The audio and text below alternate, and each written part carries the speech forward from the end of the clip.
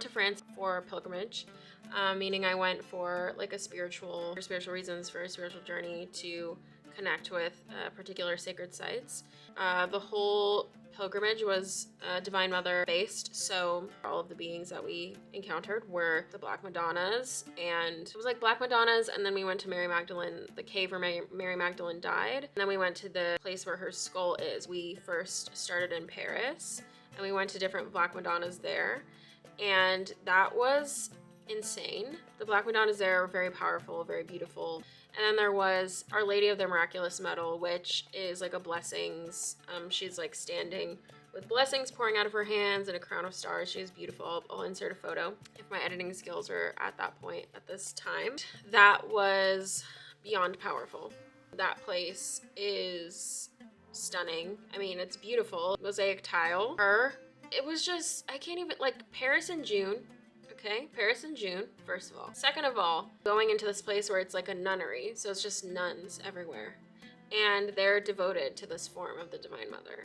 And it's incredible, their devotion and their love. This form of the Divine Mother was channeled by Catherine Labouré. She basically channeled this form of Mary, the Divine Mother. She had two visions. Basically, she had two different channelings with this version of the Divine Mother, and the first one was her standing on the world with a serpent wrapped around it, with her holding a globe with a cross on top. I think the cross on top was added after. I don't know for sure in this exact moment. There was that first one, which, oh my god, I'll insert a photo of that. It's so powerful.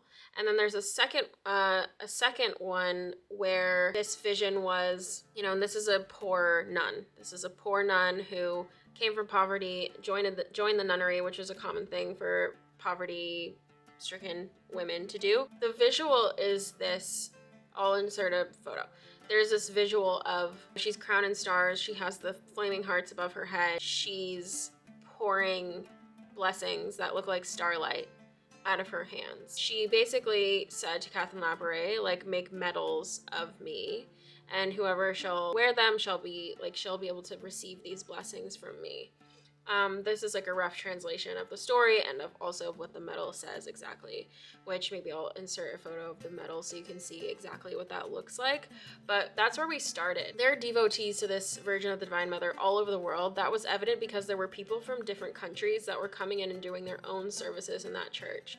The whole time we were there. There was like one in Tagalog, there was a Korean group, and then obviously like French people, like, and just like in ginormous groups that they've come from all over the world to be with her and to sit at her feet. And obviously this blessings promise is very sexy. Like, it's one of the sexier forms of the divine, right? Is to think that you're going to be blessed because we're so materialistic. Not materialistic meaning stuff, but materialistic meaning we are so attached to our physical experience of having enough and being enough and enough. And so the sense of like abundance or blessings is very sexy to us because we're so locked into that survival mindset. You can just tell that that's really what draws a lot of people there, but there's also this like deep love, and it's kind of a mixture of desperation and love, I would say, is what I was reading from a lot of these kinds of people. And then some of it was like a lot of reverence. Our group, it was me, my collaborator / co-teacher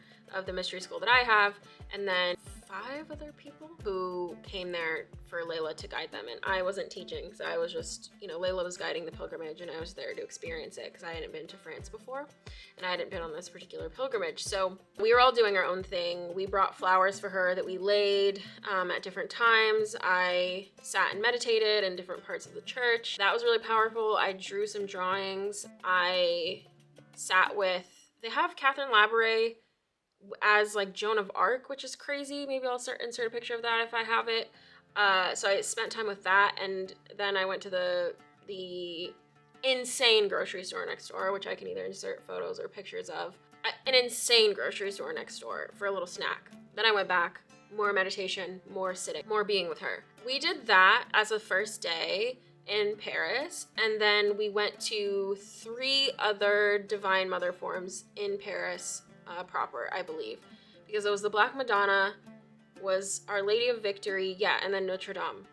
Oh, Notre Dame was the first day. See, not good at linear. Going to the Notre Dame was the first day. And then we walked to the Miraculous Medal. So that was all in the same day. So it was technically on first day, but it wasn't the first thing that we did in that first day. So that was like, Paris was that. It was like, we went shopping at the flea markets, we went to these incredible restaurants, we walked all over Paris because part of pilgrimage is a lot of walking. It's a lot of, you know, part of that walking is like spiritual labor. It's building energy towards devotion. So a lot of walking. And then there's a second part of the pilgrimage. We went to Marseille. And then in Marseille, I can't even remember if we like stayed in Marseille for like a day. And then the next morning we went to Sainte Marie de la Mer, which is still in Marseille, but towards the coast. It's on the beach. And there was beach where I was. I don't really know how to describe it because I'm not really great with geography. The geography of France. So we went to Sainte Marie de la Mer, and there we visited Saint Sarah, which was, wow, mind-blowing. We went to so we had to drive like 25 minutes to get to this other place that was in Marseille, but it was in the mountains. And in the mountains, you sort of hike up to the cave that Mary Magdalene died in. And in there's statues all over it. There's places to sit. It's a beautiful place. There's a well, a sacred well. The energy there is crazy. It's also a monastery, so there's monks there. It's a male monastery. We had lunch there in this like really tiny rickety wood house that they have for pilgrims, which is beautiful. And so we had our lunch there as well. And the cave where Mary Magdalene died is not the place where her skull is housed. Her skull is housed in like a city close by. I believe it was the same day that we drove from in the mountains where we had hiked up to this crazy cave. And then we drove back. On the way, we went to this weird little honey shop that was tucked in someone's backyard. That was crazy. Then we went to the church. So getting to the second location, you know, it was a long day. It was a big day. And we were towards the end of the day in general. Like, you know, the church started closing when I was still in it, where Mary Magdalene's skull is. And it's kind of hard to find. It's in the crypt underneath the church. And above, it's just like kind of a regular looking church. Apparently it's one of the oldest churches in Europe or in France. It was beautiful because I love churches, but it wasn't like, it didn't blow me away. It wasn't like, oh, this is stunning. It was just like, okay, this is old and a European church. Then I went down to the crypt because I figured out that's where Mary Magdalene was. Now, on the way down to the crypt, there's a statue of Mary, and she's like laying on her side. And someone left like little herbs in her hairline with a little shell. That meant so much to me because I had been doing a daily practice with Aphrodite and her connection as a water goddess, as a water deity, as very devoted to these kinds of energies. So seeing the shell on her head and just the herbs in her head, like it was just very powerful for me. And I went down into the crypt. The crypt stank. The crypt it smelled really bad. I don't know why it smelled so bad. Crypts usually smell bad. I've been in a few. It was stinky. So it was hard to be there. It was also the fact there was like a fence. There were two tombs, one on either side, and then in the front, like front back. So like when you walk down, you're facing the skull. And I'll insert a picture. The skull is like in this reliquary, which reliquaries, I was obsessed with reliquaries in art school because they're basically just these beautiful ornate containers for pieces of like body pieces. Go down the stairs, you see her and you're like, oh my God, that's a skull of somebody. And this was a theme throughout. Like in a lot of the places we went, in the cave, at St. Sarah, a lot of the places that we went, there were human remains. These human remains are supposedly who they say they are, right? Like, oh, this is the remains of Saint Sarah. This is the remains of Mary Magdalene. This is her skull. Let's be real, like the likelihood that that's 100% true is low.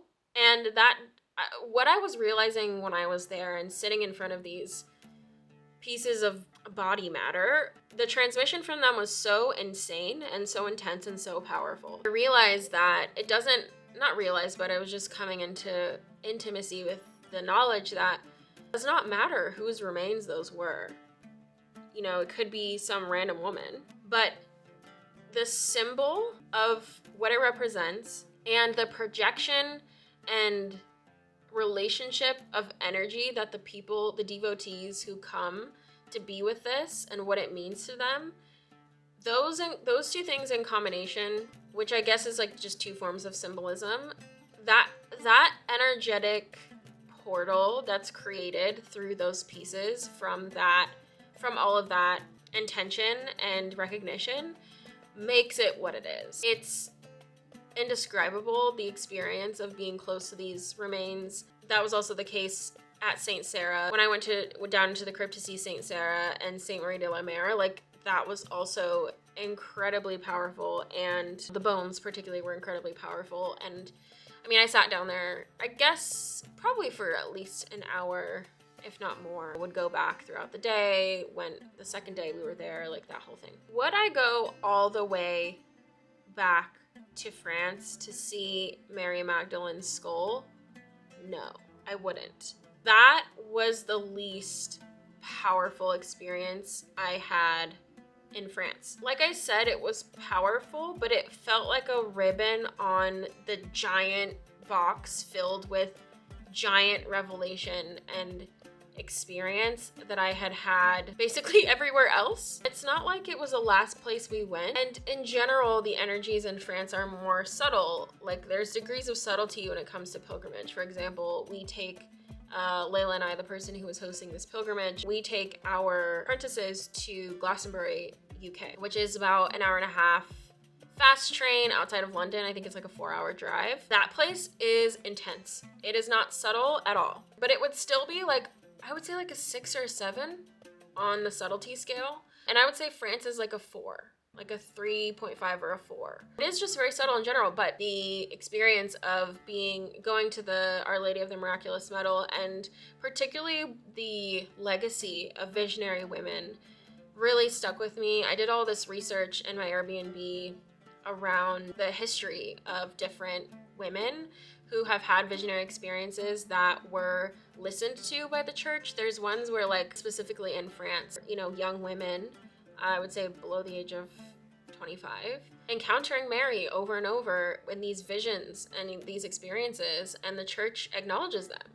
And that's pretty crazy if you know the church today, just in terms of like how everything is seen as evil, and you know, you're not really supposed to have visionary experiences. I think in general, I'm not really sure. I'm not Catholic. I haven't been to a lot of Catholic services. I just have been to a lot of Catholic churches because they're beautiful. I would say it's worth it to go all the way to France to go and hike up to the cave, because the well is so powerful on the way to Mary Magdalene's cave. And then there's also this like separate secret hike thing, and I probably shouldn't say anything more about that. Yeah, the energetics of that are, again, the land there is really what's really, really powerful. I would 100% say that it's worth it. It's 100% worth it to go see Saint Sarah and Saint Marie de la Mer. It's absolutely like life-changing, powerful, worth it to go see that. So I would go just for that, but you can do both. So I would do both. I mean, I would do all of it again. I plan to do all of it again this year, but obviously the most insane relic I saw was the skull of one of the most iconic and legendary women of the biblical canon, you know? Arguably that was the most insane thing that I saw, but it wasn't the most impactful. It was just an incredible journey, and I'm so, so grateful that I got to experience that, and I prioritize pilgrimage in my life. I encourage everyone to prioritize pilgrimage in their life and figure out what that means for them. Paris was like, I guess France in general is layers. Like, I also brought home a bunch of incredible clothes because we went to the markets. I brought home, you know, great honey and great, you know, beeswax products and soaps from Marseille. The food was insane. So there was so much that was worthwhile, and I would say that all of it combined is what really made the experience. I highly recommend it. Let me know if you've ever been on pilgrimage. Let me know if you have been to France, and if you have, where your favorite place in France is. Let me know if you've ever done thrift shopping / gone to the, I think it's called brocante, or there's another word. I was like schooled on this for a long time. There's different kinds of like pop-up flea markets, basically. If you've ever been to those kinds of markets, if you pilgrimage, where you've been, yeah, let me know all those things. I'm curious to hear. And I'll see you next time.